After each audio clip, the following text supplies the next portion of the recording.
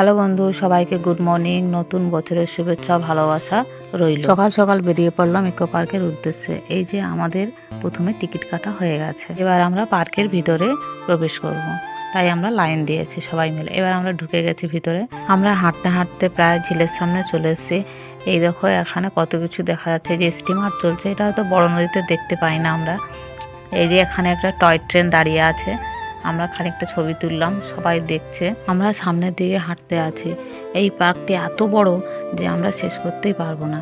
এই কলকাতা ইকো পার্কটি 1400 বিঘা জমি নিয়ে অবস্থিত, আর এর 7টি গেটও আছে। আমরা 7 নম্বর গেট দিয়ে প্রবেশ করেছিলাম ভিতরে। হাঁটতে হাঁটতে কষ্ট হয়ে গেছে বলে খানিকটা বসে নিয়ে আবার এই যে ঝিলের সামনে এসে দাঁড়িয়ে পড়েছি।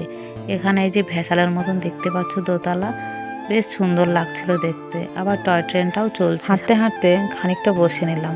তারপরে এবার একটু বাচ্চাদের খিদে পেয়ে গেছে বলে মোমো কিনে নিলাম। পার্কে এত ভিড় হয়, না আসলে জানতেই পারতাম না।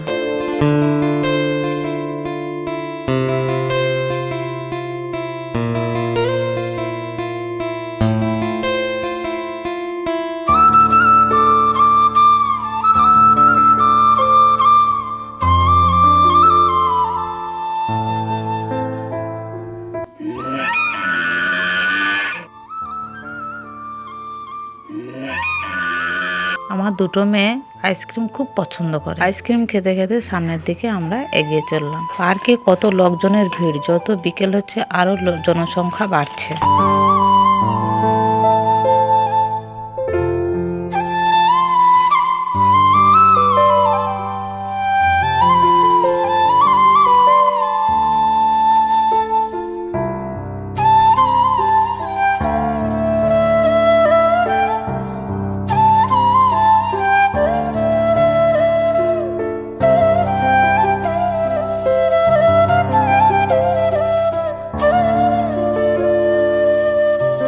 সবাই ভালো থেকো, সুস্থ থেকো। পরের ভিডিওতে দেখা হবে। টাটা।